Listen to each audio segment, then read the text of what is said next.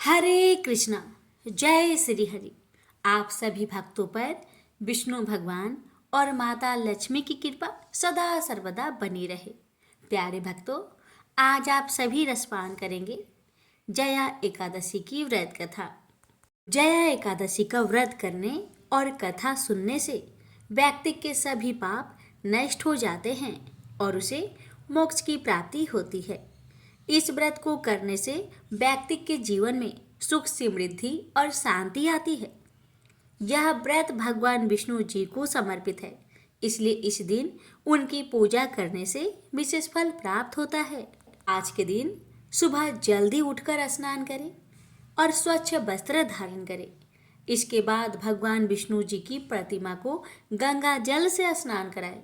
फिर उन्हें पीले वस्त्र, चंदन, पुष्प और धूप दीप अर्पित करें।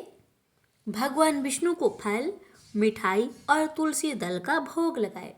इसके बाद विष्णु मंत्रों का जाप करें और व्रत कथा का श्रवण करें। तो आइए प्यारे भक्तों, अपने जीवन की मंगल कामना को करते हुए आज की इस पावन कथा का रसपान करते हैं। इस कथा को स्वयं भगवान श्री कृष्ण ने युधिष्ठिर महाराज को सुनाए थे। उसी कथा को हम आप सभी के सामने प्रस्तुत कर रहे हैं। प्रेम से बोलिए लक्ष्मीपति विष्णु भगवान की जय। धर्मराज युधिष्ठिर बोले, हे भगवान, आपने माघ के कृष्णा पक्ष की षटटिला एकादशी का अत्यंत सुंदर वर्णन किया। आप स्वदेज, अंडज, उद्दीज और जरायुज चारों प्रकार के जीवों के उत्पन्न, पालन तथा नाश करने वाले हैं। अब आप कृपा करके माघ शुक्ल एकादशी का वर्णन कीजिए। इसका क्या नाम है, इसके व्रत की क्या विधि है और इसमें कौन से देवता का पूजन किया जाता है। श्री कृष्ण भगवान कहने लगे कि हे राजन, इस एकादशी का नाम जया एकादशी है। इसका व्रत करने से मनुष्य ब्रह्म हत्या आदि पापों से छूटकर मोक्ष को प्राप्त होता है तथा इसके प्रभाव से भूत, पिशाच आदि योनियों से मुक्त हो जाता है। इस व्रत को विधि पूर्वक करना चाहिए। अब मैं आपसे पद्म पुराण में वर्णित इसकी महिमा का एक कथा सुनाता हूँ। भगवान कहने लगे कि एक समय देवराज इंद्र स्वर्ग में राज करते थे और अन्य सब देवगण सुखपूर्वक स्वर्ग में रहते थे। एक समय इंद्र अपनी इच्छा अनुसार नंदन वन में अप्सराओं के साथ विहार कर रहे थे और गंधर्व गान कर रहे थे। उन गंधर्वों में प्रसिद्ध पुष्पदंत तथा उसकी कन्या पुष्पवती और चित्रसेन तथा उसकी स्त्री मालिनी भी उपस्थित थी। साथ ही मालिनी का पुत्र पुष्पवान और उसका पुत्र मल्यवान भी उपस्थित थे। पुष्पवती गंधर्व कन्या मल्यवान को देखकर उस पर मोहित हो गई और मल्यवान पर काम बाण चलाने लगी। उसने अपने रूप, लावण्य और हाव भाव से मल्यवान को बस में कर लिया। हे राजन, वह पुष्पवती अत्यंत सुंदर थी। अब वे इंद्र को प्रसन्न करने के लिए गान करने लगी, परंतु परस्पर मोहित हो जाने के कारण उनका चित्त भ्रमित हो गया था। इनके ठीक प्रकार न गाने तथा स्वर ताल ठीक नहीं होने से इंद्र इनके प्रेम को समझ गया और उन्होंने इसमें अपना अपमान समझकर उनको श्राप दे दिया। इंद्र ने कहा, हे मूर्खो, तुमने मेरी आज्ञा का उल्लंघन किया है, इसलिए तुम्हें धिक्कार है।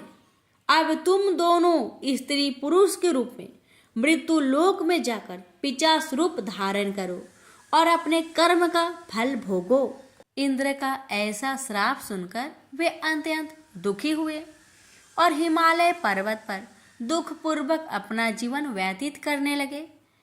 उन्हें गंध, रस तथा स्पर्श आदि का कुछ भी ज्ञान नहीं था। वहां उनको महान दुख मिल रहे थे। उन्हें एक क्षण के लिए भी निद्रा नहीं आती थी। उस जगह अत्यंत शीत था, इससे उनके रोंगटे खड़े रहते और मारे शीत के दांत बजते रहते। एक दिन पिशाच ने अपनी स्त्री से कहा कि पिछले जन्म में हमने ऐसे कौन सा पाप किए थे जिससे हमको यह दुखदाई पिशाच योनि प्राप्त हुई। इस पिशाच योनि से तो नरक के दुख सहना ही उत्तम है, अतः हमें अब किसी प्रकार का पाप नहीं करना चाहिए। इस प्रकार विचार करते हुए वे अपने दिन व्यतीत कर रहे थे। देव योग से तभी माघ मास में शुक्ला पक्ष की जया नामक एकादशी आई। उस दिन उन्होंने कुछ भी भोजन नहीं किया और ना कोई पाप कर्म ही किया, केवल फल फूल खाकर ही दिन व्यतीत किया और सायंकाल के समय महान दुख से पीपल के वृक्ष के नीचे बैठ गए। उस समय सूर्य भगवान अस्त हो रहे थे। उस रात को अत्यंत ठंड थी, इसी कारण वे दोनों शीत के मारे अति दुखित होकर मृतक के समान आपस में चिपटे हुए पड़े रहे। उस रात्रि को उनको निद्रा भी नहीं आई। हे राजन, जया एकादशी के उपवास और रात्रि के जागरण से दूसरे दिन प्रभात होते ही उनकी पिशाच योनि छूट गई। अत्यंत सुंदर गंधर्व और अप्सरा की देह धारण कर सुंदर वस्त्र भूषणों से अलंकृत होकर उन्होंने स्वर्ग लोक को प्रस्थान किया। उस समय आकाश में देवता उनकी स्तुति करते हुए पुष्प वर्षा करने लगे। स्वर्ग लोक में जाकर इन दोनों ने देवराज इंद्र को प्रणाम किया। इंद्र इनको पहले रूप में देखकर अत्यंत आश्चर्यचकित हुआ और पूछने लगा कि तुमने अपनी पिशाच योनि से किस तरह छुटकारा पाया, सो सब बतलाओ। मल्यवान बोले कि हे देवेंद्र, भगवान विष्णु की कृपा और जया एकादशी के व्रत के प्रभाव से ही हमारी पिशाच देह छूटी है। तब इंद्र बोले कि हे मल्यवान, भगवान की कृपा और एकादशी का व्रत करने से न केवल तुम्हारी पिशाच योनि छूट गई, वरन हम लोगों के भी वंदनीय हो गए, क्योंकि विष्णु और शिव के भक्त हम लोगों के वंदनीय हैं। अतः आप धन्य हैं। अब आप पुष्पवती के साथ जाकर विहार करो। श्री कृष्ण भगवान कहने लगे कि हे राजा युधिष्ठिर, इस जया एकादशी के व्रत से बूढ़ी योनि छूट जाती है। जिस मनुष्य ने इस एकादशी का व्रत किया है उसने मानो सब यज्ञ जप दान आदि कर लिए। जो मनुष्य जया एकादशी का व्रत करते हैं वे अवश्य ही 1000 वर्ष तक स्वर्ग में वास करते हैं। प्रेम से बोलिए जय श्री हरि।